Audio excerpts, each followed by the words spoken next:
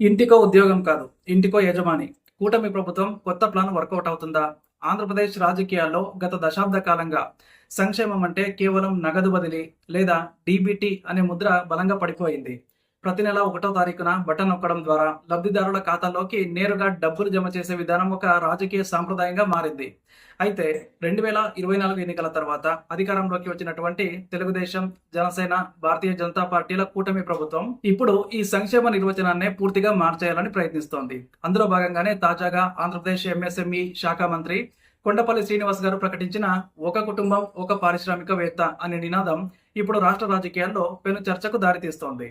మార్చి 27, 2026న జరిగిన సమీక్షా సమావేశంలో మంత్రి గారు ఈ విధానం పైన ఒక స్పష్టమైన దిశానిర్దేశం చేశారు. ఏంటి అంటే, కేవలం ప్రభుత్వ సాయం మీద ఆధారపడే లబ్ధిదారులుగా కాకుండా తమ కాళ్ల మీద తాము నిలబడే పారిశ్రామికవేత్తలుగా ప్రతి కుటుంబాన్ని కూడా తీర్చిదిద్దడమే ఈ పథకం యొక్క అసలు ఉద్దేశమని ఆయన నొక్కి మరీ చెప్పారు. సో ఇది ఒక రకంగా చెప్పాలంటే సంక్షేమ పథకాల నుంచి ఆర్థిక స్వావలంబన వైపు ఏపీ ప్రభుత్వం తీసుకుంటున్న అతిపెద్ద యూటర్న్ అని అర్థమవుతుంది. అంటే గత వైఎస్ఆర్ కాంగ్రెస్ ప్రభుత్వ హయాంలో అమలైనటువంటి నవరత్నాలు వంటి పథకాలు పూర్తిగా వినియోగ ఆధారిత ఆర్థిక వ్యవస్థను ప్రోత్సహించాయి. అంటే ప్రజల చేతుల్లో డబ్బు పెట్టడం ద్వారా వాళ్ళు మార్కెట్లో వస్తువులను కొనుగోలు చేయడం అండ్ దాని ద్వారా ఆర్థిక చక్రం తిరగడం అనేది ఆ వ్యూహం. కానీ కూటమి ప్రభుత్వం ఇప్పుడు ఉత్పత్తి ఆధారిత ఆర్థిక వ్యవస్థపై దృష్టి పెడుతోంది. అంటే ఒక కుటుంబంలో ఒక వ్యక్తిని పారిశ్రామికవేత్తగా తయారు చేయడం ద్వారా ఆ కుటుంబం ఆర్థికంగా స్థిరపడటమే కాకుండా మరో నలుగురికి ఉపాధి కలిగించే స్థాయికి ఎదగాలన్నది ప్రభుత్వం యొక్క ఆకాంక్ష అన్నమాట. అయితే ఈ లక్ష్యం వినడానికి చాలా బాగున్నప్పటికీ కూడా క్షేత్రస్థాయిలో దీని అమలు తీరుపై అనేక సందేహాలు అలాగే సవాళ్లు కూడా ఉన్నాయి. ముఖ్యంగా గ్రామీణాంధ్రప్రదేశ్లో ఈ ఎంటర్ప్రెన్యూరియల్ వెల్ఫేర్ లేదా వ్యాపారవేత్తల సంక్షేమం ఎంతవరకు సక్సెస్ అవుతుంది అన్నది ఇప్పుడు $1 మిలియన్ ప్రశ్న. ఎందుకంటే గ్రామీణ ప్రాంతాల్లో ఇప్పటికీ కూడా మెజారిటీ జనాభా వ్యవసాయం లేదా కూలీ పనుల మీద ఆధారపడి ఉన్నారు. సో వాళ్లకు సాంకేతిక నైపుణ్యం, మార్కెటింగ్ మెళకువలు అండ్ పెట్టుబడి లభ్యత వంటివి ప్రధాన అడ్డంకులుగా మారుతూ ఉంటాయి. సో మంత్రి కొండపల్లి శ్రీనివాస్ గారు చెప్తున్న దాని ప్రకారం ఎంఎస్ఎంఈ రంగాన్ని బలోపేతం చేయడం ద్వారానే ఈ లక్ష్యాన్ని చేరుకోవడం సాధ్యమవుతుంది.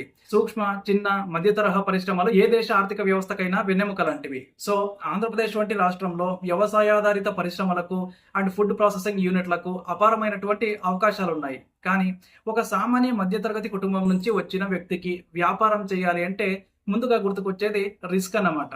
ఎందుకంటే ప్రభుత్వాలు ఇచ్చే డీబీటీ నగదులో ఎటువంటి రిస్క్ అయితే ఉండదు. ప్రతి నెల నిశ్చితంగా కొంత సొమ్ము చేతికి అందుతుంది.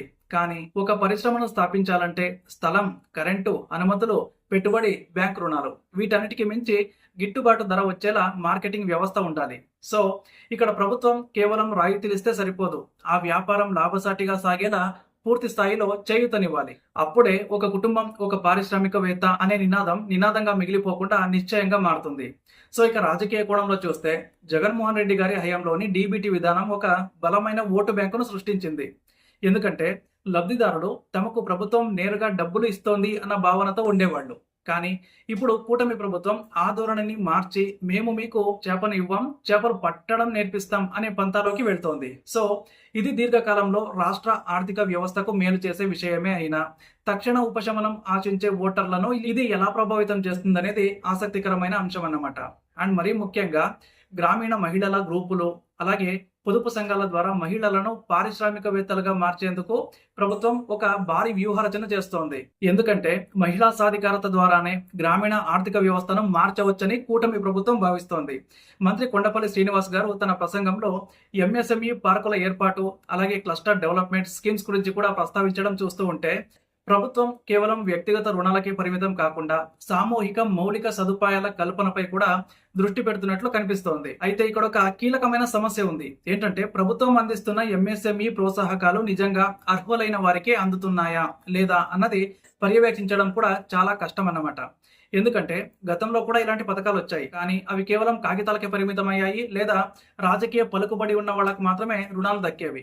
కానీ ఇప్పుడు కూటమి ప్రభుత్వం టెక్నాలజీని వాడుకొని స్కిల్ సెన్సస్ నిర్వహించి ఎవరికి ఏ రంగంలో ఆసక్తి ఉందో గుర్తించి వాళ్లకు శిక్షణ ఇస్తామని చెప్తోంది. అంటే ఒక శాస్త్రీయమైన పద్ధతిలో నిరుద్యోగ యువతను స్వయం ఉపాధి వైపు మళ్లించే ప్రయత్నం అన్నమాట ఇది. సో ఒకవేళ ఇది గనక సక్సెస్ అయితే ఆంధ్రప్రదేశ్ దేశానికి ఒక రోల్ మోడల్ లాగా నిలుస్తుంది. కానీ అమలులో ఏమాత్రం నిర్లక్ష్యం వహించినా, రాజకీయ జోక్యం పెరిగినా ఈ పథకం ప్రజల్లో వ్యతిరేకతను మూటగట్టుకునే ప్రమాదం అయితే ఉంది. ఎందుకంటే డీబీటీలో పారదర్శకత ఎక్కువ, ఎవరికి అన్యాయం జరిగిందని చెప్పడానికి అవకాశం తక్కువ. కానీ ఎంటర్‌ప్రెన్యూరియల్ స్కీమ్స్ లో ఎవరికి రుణం ఇవ్వాలి, ఎవరికి రాయితీ ఇవ్వాలి అనే నిర్ణయాధికారం అధికారుల చేతిలో ఉంటుంది. సో ఇక్కడే అవినీతికి ఆస్కారం ఏర్పడే అవకాశం కూడా ఉంది. అండ్ మరోవైపు యువత ఆలోచన ధోరణి కూడా మారాలి. ఎందుకంటే చాలా మంది యువత వైట్ కలర్ ఉద్యోగాల కోసం లేదా ఐటీ రంగం కోసం ఎదురు చూస్తూ ఉంటారు.